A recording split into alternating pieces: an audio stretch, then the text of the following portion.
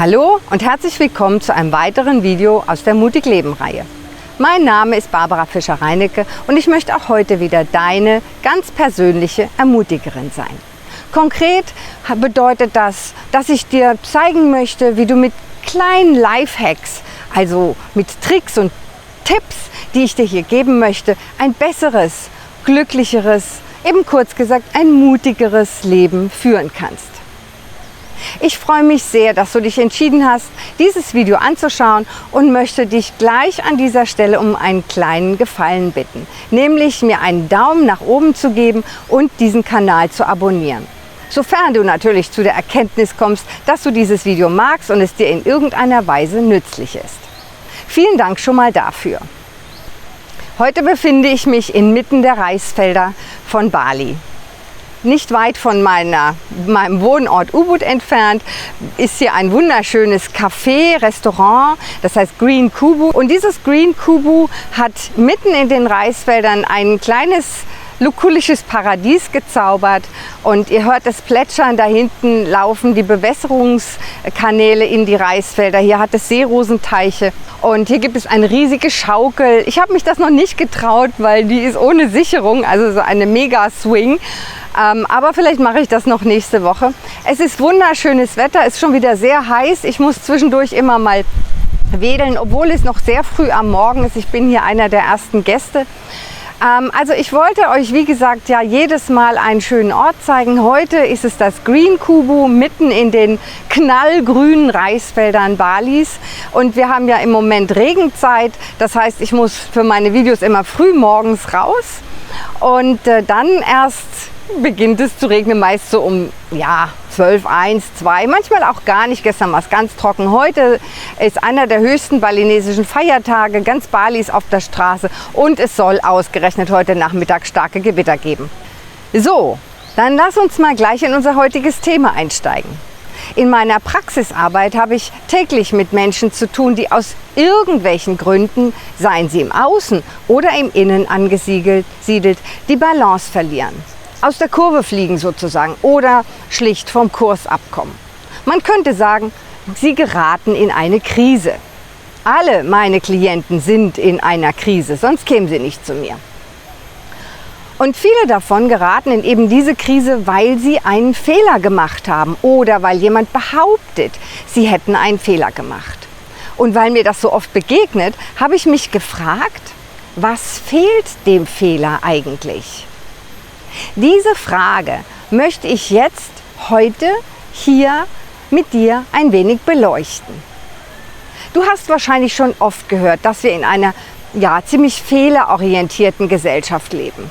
Und wie es der Zufall so will, hatte ich gestern eine Klientin, die ziemlich am Boden liegend mir berichtete, dass ihr Chef sie immer wieder wegen Kleinigkeiten, die ihr unterlaufen, das könnte man nun als Fehler bezeichnen oder auch nicht, dass er sie deswegen zurechtweist, regelrecht abkanzelt, laut und verletzend wird und sie regelmäßig abrauscht in ihrem Selbstwertgefühl und sich wie ein kleines Mädchen fühlt, das vom Papa geschimpft wird, so nach dem Motto. Ja? Und ich möchte jetzt hier aber gar nicht groß über diesen konkreten Fall sprechen. Das tut nichts zur Sache, sondern ich nehme das einfach zum Anlass, mich insgesamt mit dem Konzept des Fehlers und damit, wie wir als Gesellschaft mit Fehlern umgehen, zu beschäftigen. Ich glaube, das ist viel wichtiger.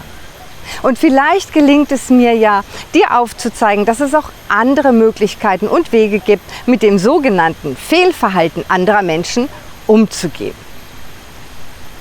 In unserer heutigen Welt ist es fast überall so, dass sofort der Fehler bemerkt wird und alle dann gleich mit dem Finger auf diesen Fehler zeigen. Das Streben nach Perfektion und Fehlerfreiheit und so, ist der Apfel auf dem Markt schön und gut, aber wenn er auch nur eine klitzekleine dunkle Stelle hat, wird er weggeschmissen oder zumindest nicht gekauft. Was nicht perfekt ist, ist nichts wert. Das ist heutzutage unser Credo, zumindest in weiten Teilen der Gesellschaft. Und das geht im Privaten wie in Partnerschaften, in privaten Beziehungen, aber auch am Arbeitsplatz, also in geschäftlichen Beziehungen. Und es leiden also da draußen sehr, sehr, sehr viele Menschen Und vielleicht gehörst ja auch du dazu. Menschen leiden unter der Fehlerorientierung ihrer Mitmenschen, die bei der geringsten Gelegenheit mit dem spitzen Finger, ich habe das schon mal gezeigt eben, auf diesen Fehler zeigen und die Person abwerten, schlecht machen. Das fängt ja schon in der Schule an, wo die Kinder ihre Diktate rot markiert bekommen, dort wo die Fehler sind. Aber niemand bemerkt, wie viele Worte richtig geschrieben wurden. Es geht weiter im beruflichen Umfeld, wo die falsche Überschrift in der Präsentation eine große Sache ist, aber dass der Rest der Präsentation super war, wird gar nicht groß erwähnt. Ich muss mal kurz zwischendurch wedeln, hier ist es wirklich sehr heiß. Ich möchte dir daher mal folgenden Blickwinkel anbieten. Wenn jemand ein Wort falsch schreibt, ist ja nicht der ganze Aufsatz falsch. Vielleicht fehlt da nur die Ruhe oder das Wissen. Schließlich gibt es sehr komplizierte Wörter. Oder wenn du in einem Hotel übernachtest und dort keine Seife ist, dann ist ja nicht das ganze Hotel schlecht und auch nicht das ganze Zimmermädchen sozusagen ist schlecht.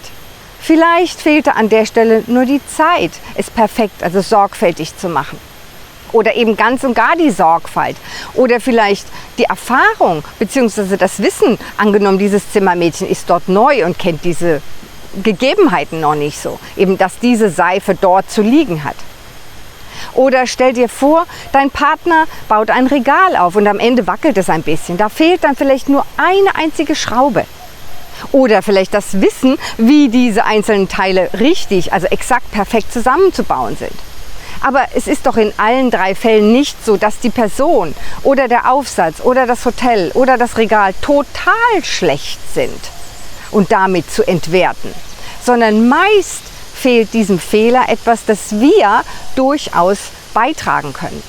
Also wie wäre es zum Beispiel, wenn du im Falle des Wortes, das falsch geschrieben ist, demjenigen, der es falsch schreibt oder schrieb, seist du das selber oder jemand, der für dich arbeitet oder ein Kind, das du betreust als Lehrer, Eltern, was auch immer, an der Stelle dann Geduld, Verständnis, Liebe hineinzugeben und diese Person liebevoll aufzuklären, dass das Wort anders zu schreiben ist, aber dass der ganze Aufsatz insgesamt sehr interessant zu lesen ist. So kann dieser Mensch dann, dieses Kind, dieser Mitarbeiter, wer auch immer, lernen, dass die Arbeit, der Beitrag insgesamt, die man geleistet hat, wertgeschätzt wird, also durchaus auch anerkannt und gewürdigt wird. Ohne dass dieser Fehler, also dieser kleine, dieses Mini-Jota, das am perfekten Ergebnis fehlt, gleich das ganze Ding in die Tonne kloppt. Oder eben im Hotel. Wie oft erlebe ich es auf meinen Reisen, dass Menschen empört und erbost an die Rezeption gerannt kommen und sich lauthals beschweren, dass hier und da dies und das fehle. Ob in der Minibar oder im Badezimmer, völlig egal. Jetzt frage ich dich, ist es das wirklich immer wert? Also A, sich so aufzuregen und B, die anderen so herabzuwürdigen. Oder könnte man vielleicht auch sagen, verzeihen Sie bitte, ich habe da bemerkt, dass in meinem Badezimmer die Seife fehlt oder die Duschschraube oder was auch immer. Könnten Sie das bitte bei Gelegenheit nachlegen? Vielen Dank. Ja, das hört sich doch dann gleich ganz anders an. Wie so oft macht nämlich auch hier der Ton die Musik. Ich will jetzt aber hier gar nicht groß über Ton und Höflichkeit und sowas reden, sondern es geht mir eher um diese Haltung, die ich dir näher bringen möchte. Die Haltung, die du einnehmen kannst. Klammer auf, du bist der einzige Mensch, der etwas ändern kann, nämlich dich. Alles andere bleibt erstmal so, wie es ist. Wenn du aber dich selbst änderst und deine Haltung, dann wird sich alles ändern. Wenn du also deine Haltung zum Fehler oder zu den Fehlern der anderen, die oft so dramatisch aufgeblasen werden, veränderst und deinen Beitrag dazu leistest, also so wie bei Dunkelheit nicht über die Dunkelheit zu klagen ist, sondern du vielleicht ein Licht anmachen kannst.